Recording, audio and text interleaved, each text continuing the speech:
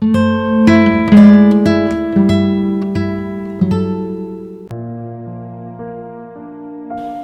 metode yang kedua.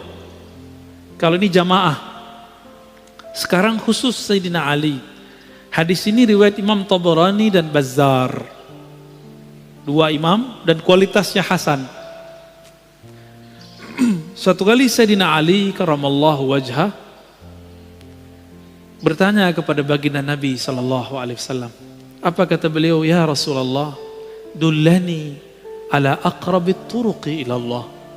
Tolong tunjuk ajar aku jalan terdekat menuju Allah.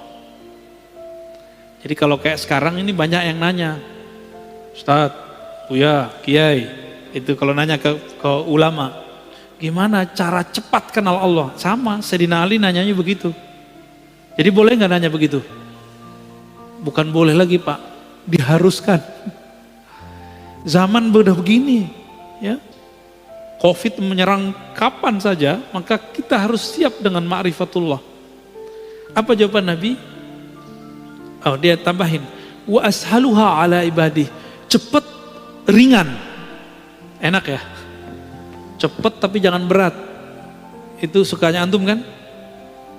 Kalau antum kan gak mau disuruh puasa 40 hari kan gak mau.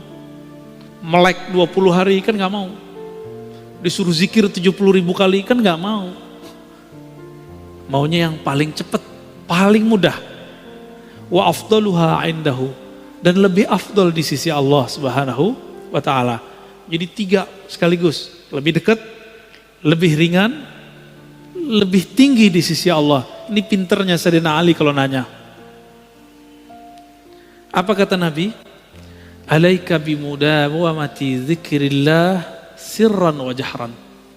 Wahai Ali, hendaklah engkau melanggengkan zikir baik sir tersembunyi ataupun jahar. Gimana Pak? Melanggengkan itu gimana? Setiap pada sholat kah? Pagi sore kah? Terus ada target-targetnya. Apa jawaban Sayyidina Ali?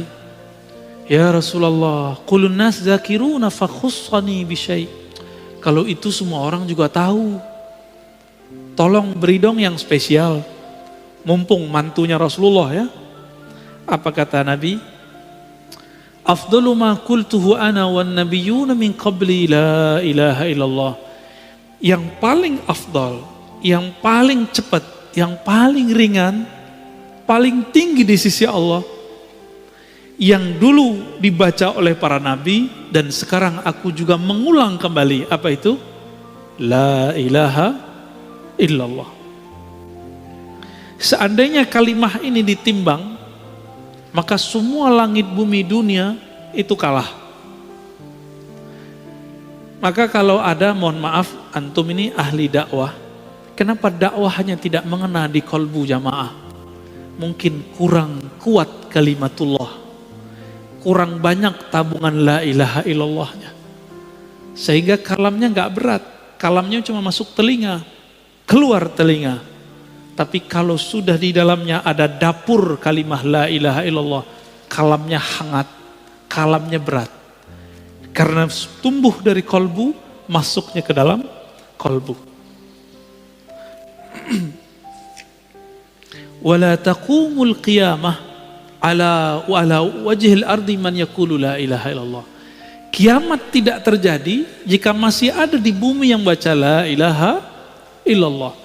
Di hadis Imam Muslim, Allah, Allah, begitu kalimatnya. Coba, para ulama kita itu mengatakan, Imam Ibn Arabi, Imam Ghazali, manusia itu adalah alam kecil. Sedangkan alam itu manusia besar. Manusia itu punya organ terpenting namanya jantung. Kalau jantungnya sehat, semuanya sehat. Jantungnya berdenyut, dek, dek, dek, dek.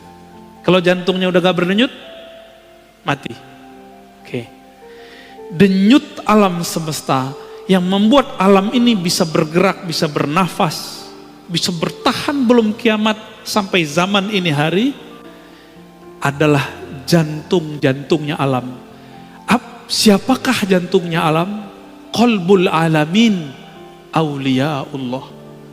Qalbunya alam semesta adalah kekasih-kekasih Allah, yang qalbunya bergetar terus menyebut Allah, Allah, Allah.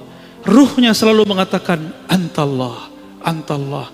Lisannya selalu sibuk mengatakan la ilaha illallah. Jadi mereka ini Pak, itu yang disebut dalam surat Syura ayat 12. Lahu maqalidus samawati wal ard. Milik Allah lah ikatan langit dan bumi. Apa ikatannya? La ilaha illallah, subhanallah, alhamdulillah, la haula wala quwwata illa billah, Allahu akbar. Ini 5. Itulah yang dipakai, yang dibaca oleh malaikat pemikul aras. Jadi malaikat memikul aras itu kan ada 8. Benar. Disebutkan dalam surat Az-Zumar ya. 8. 4 di kanan, 4 di kiri. Itu zikirnya tadi. Lalu yang kelima, la haula walanya sama siapa? Itu ada pada qalbu wali. Kalau walinya mati, atau sudah nggak ada yang baca kalimah itu di bumi, itu tiang aras goyang. Itulah kiamat. Jadi nggak usah khawatir dulu, kiamat masih bisa diundur. Cuma ngundurnya nggak tahu Pak, bisa lama apa bisa cepet. Ya, saya ulangi. Kolbu, jantung itu organ terpenting tubuh manusia, benar? Kalau jantung rusak, rusak nggak tubuh? Jantungnya alam semesta siapa? Aulia Allah. Ini dia. Hadis sahih riwayat Imam Muslim, la taqumus sa'ah hatta la yuqalu fil ardi Allah Allah. Tidak terjadi kiamat, kerusakan terbesar di alam semesta sampai tidak ada di bumi yang membaca Allah Allah. Yang baca Allah Allah lisan atau kalbu? Lisan atau kalbu? Sebenarnya lisan ini menerjemahkan isi kalbu. Jadi intinya ada pada kalbu.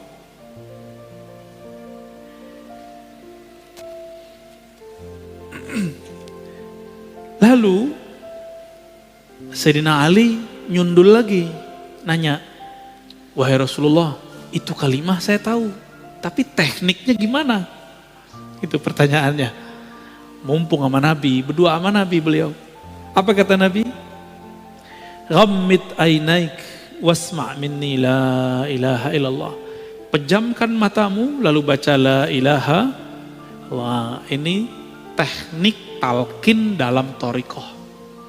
Maka dalam semua thariqah sufi itu mata mesti dipejam Pak kalau zikir. Itu bukan tidur. Jadi antum kalau pergi ke zawiyah-zawiyah, surau-surau pesantren zikir, mereka merem itu bukan lagi tidur Pak. Merem itu lagi zikir. Cuma kalau yang di sini merem beneran tidur ini. Oh tidur kan? Gak apa-apa, biarin. Itu lagi programming.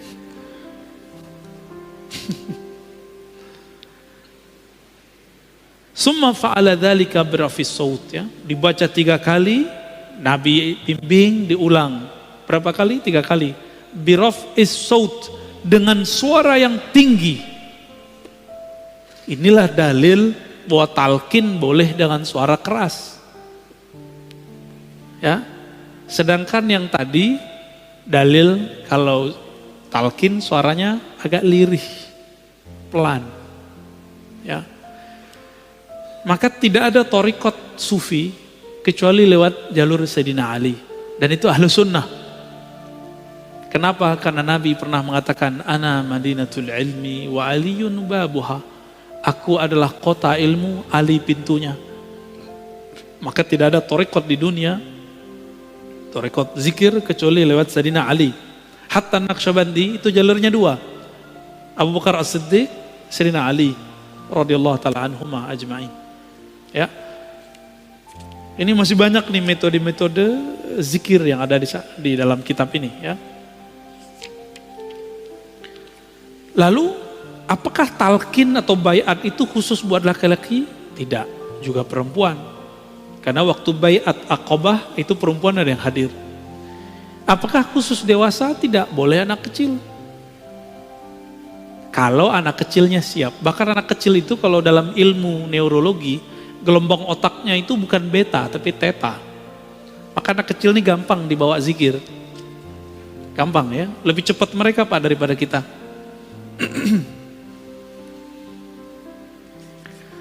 Oke, kira-kira itu kajian yang paling penting pada pagi ini. Pertama tentang syarat atau kriteria mursyid yang dicari ada 4. Kemudian apa yang kita ambil dari mereka? Saya mengatakan ada baiat, ada talqin. Namun di akhir zaman kalau ada baiat itu cuma tabarukan, ngambil berkah. Ngambil berkah aja. Jadi boleh nggak seorang mursyid ngambil baiat? Boleh, silakan, tapi tabarukan. Dalam hatinya harus mengatakan yang berhak ini adalah pewaris tunggal Nabi, yaitu Al-Imam Al-Mahdi. Dia cuma naib aja, cuma wakil. Ya.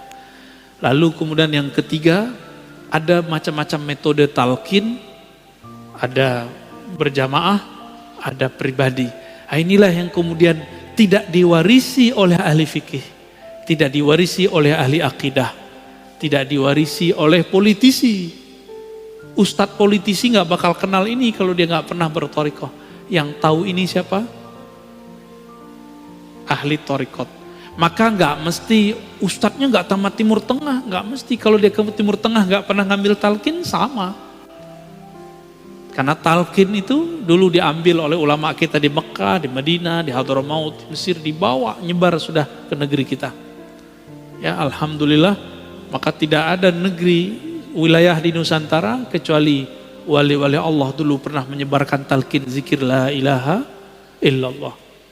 Jadi kenapa Bapak Saudara sahabat Allah, zikir-zikir kita kurang menyentuh kalbu? Karena belum pernah disuapi oleh ahlinya. Maka saya berharap carilah ahlinya, berguru kepadanya, ikuti metodenya. Jangan langsung suka-suka antum, Pak Kiai, talqin langsung dong. Gak bisa begitu. Dia punya metodologis, ikutin aja. Itu namanya adab berguru. Pak Kiai, saya kan sudah lama, langsung aja. Kalau kiainya tersinggungan gawat Pak. Kamu cari aja guru yang bisa kamu buat suka-suka. Bisa digituin ntar sama kiainya. Ya, jadi kita kalau berguru ada nanti adab-adabnya. Insya Allah nanti di pertemuan ke depan ada namanya adab terhadap guru dan sahabat. Insya Allah. Ya.